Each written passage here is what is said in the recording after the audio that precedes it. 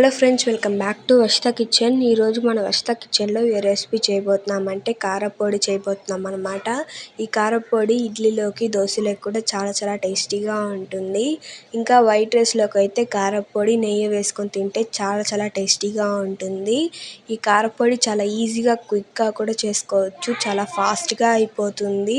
ఈ ఆలస్యం లేకుండా ఈ కారపొడిని ఏ విధంగా చేయాలో చూసేద్దాం రండి. అంతకంటే ముందు మన వీడియోని లైక్ చేసి సబ్స్క్రైబ్ చేసి పక్కన బెల్ ఐకాన్ క్లిక్ చేసుకోండి. అప్పుడే నేను పెట్టే ప్రతి ఒక్క వీడియో కూడా మీకు అందుతుంది. రండి ఇప్పుడు వీడియోలోకి వెళ్ళిపోదాం.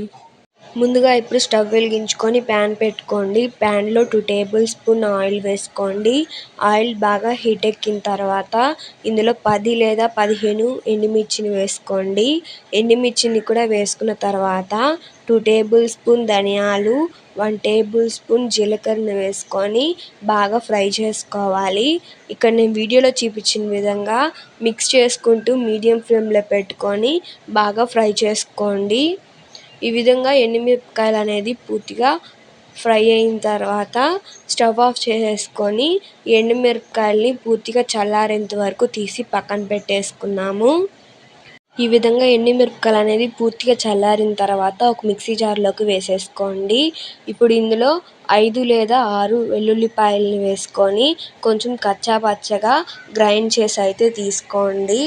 ఈ విధంగా కొంచెం కచ్చాపచ్చగా గ్రైండ్ చేసుకున్న తర్వాత ఇందులో 1/2 టేబుల్ స్పూన్ కల్లుప్పుని వేసుకోండి. ఇప్పుడు ఇంకొకసారి మెత్తగా గ్రైండ్ చేసి అయితే తీసుకోండి. చూసారు కదండి, ఈ విధంగా మెత్తగా గ్రైండ్ చేసుకున్నారంటే కారపొడి అనేది రెడీ అయిపోయినట్టే. ఇప్పుడు ఈ కారపొడిని వారం లేదా 2 వారాల పాటు బాక్స్లో స్టోర్ చేసి పెట్టుకోవచ్చు. ఏం కాదు, ఏం చెడిపోదన్నమాట. చూసారు కదండి, ఎంతో టేస్టీగా ఉండే ఈ కారపొడిని ఏ విధంగా చేయాలో అనేది. ఈ కారపొడి దోశలోకి, ఇడ్లీలోకి, అన్నంలోకి కూడా చాలా టేస్టీగా ఉంటుంది.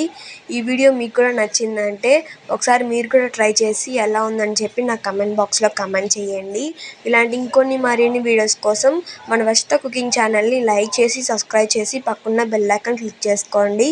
అప్పుడే నేను పెట్టే ప్రతి ఒక్క వీడియో కూడా మీకు అందుతుంది. Thank you for watching. Bye.